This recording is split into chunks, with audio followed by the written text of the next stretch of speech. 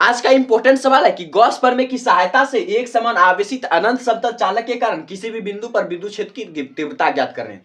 तो आप इस सवाल को बस 3 पॉइंट में आप बना सकते हैं। सबसे पहले आपको लिखना है माना कि, उसके बाद रचना लिखना, उसके बाद सत्यापन कर देना। माना कि में आपको क्या लिखना है, उसके लिए आपको चित्र समझना होगा। तो पहले सवाल समझिए कि आखिर सवाल का क्या है। सवाल का रहा एक अनंत समतल चालक लेना, तो हमने एक अनंत समतल चालक ले लिया जिसके सतह पर जो, जिसके किनारे पर जो आप धनावेश है और धनावेश है, और पी बिंदु पर हमें विद्युत क्षेत्र की तीव्रता ज्ञात करनी है। तो बिंदु पी और चालक को जोड़ने के लिए, जो दोनों को एक साथ बांधने के लिए जो हमने गॉसीय सतह एस की कल्पना कर ली। तो ये हो जाएगा रचना में। हमने रचना क्या किया, गॉसीय पृष्ठ एस की रचना की। तो रचना में आपको लिखना है कि बिंदु पी को जो चालक से मिलाने के लिए जो हमने गॉसीय पृष्ठ एस की रचना कर दी। ये हो जाएगा रचना में। और माना कि में लिखना है, माना कि हमने एक समतल आवेशित चालक लिया जिसके किनारे पर जो धनावेश है और उसके जो पूरे अंदर जो है कोई भी आवेश नहीं है।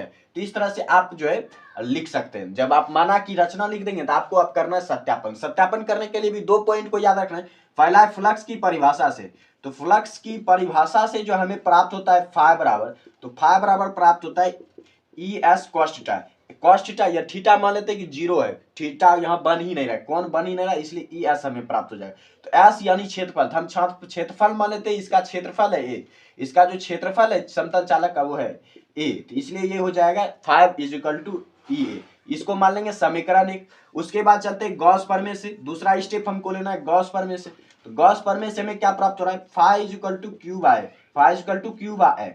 अब देखिए sorry q by epsilon naught, हमें जो फाई इज टू प्राप्त होगा क्यू बाय एप्सिलॉन नॉट। अब देखिए, अब यहाँ पर जो क्यू है, अब इस क्यू को हम हटा सकते हो। कैसे हटा सकते हैं, तो हमको घनत्व लेकर, चालक है तो समतल है, इसमें लंबाई भी और चौड़ाई भी है। लंबाई और चौड़ाई, लंबाई और चौड़ाई जिसमें रहता है हम उसको क्षेत्रफल लेते हैं, उसका क्षेत्रीय घनत्व लेंगे। तो क्षेत्रीय घनत्व क्या हो जाता है, क्षेत्रीय घनत्व होता है sigma equal to Q by, sigma equal to Q by A. इसलिए क्यू इक्वल टू क्या हो जाएगा, इसलिए क्यू इक्वल टू हो जाएगा sigma a, sigma a. Q equal to क्या हो जाएगा, सिग्मा ए।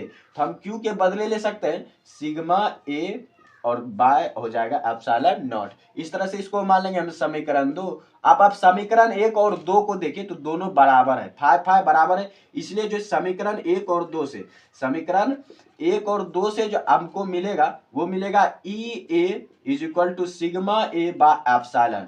यहाँ पर देखिए ए कैंसिल हो जाएगा, बराबर बराबर, तो इसलिए हमें प्राप्त होगा ई बराबर सिग्मा बाय एप्सिलॉन, ई बराबर सिग्मा बाय एप्सिलॉन। और यही हमें प्रूव करना था। यही होता है कि एक समान आवेशित अनंत समतल चालक के कारण विद्युत क्षेत्र की तीव्रता कितनी होती है, ई बराबर होता है सिग्मा बाय एप्सिलॉन नॉट।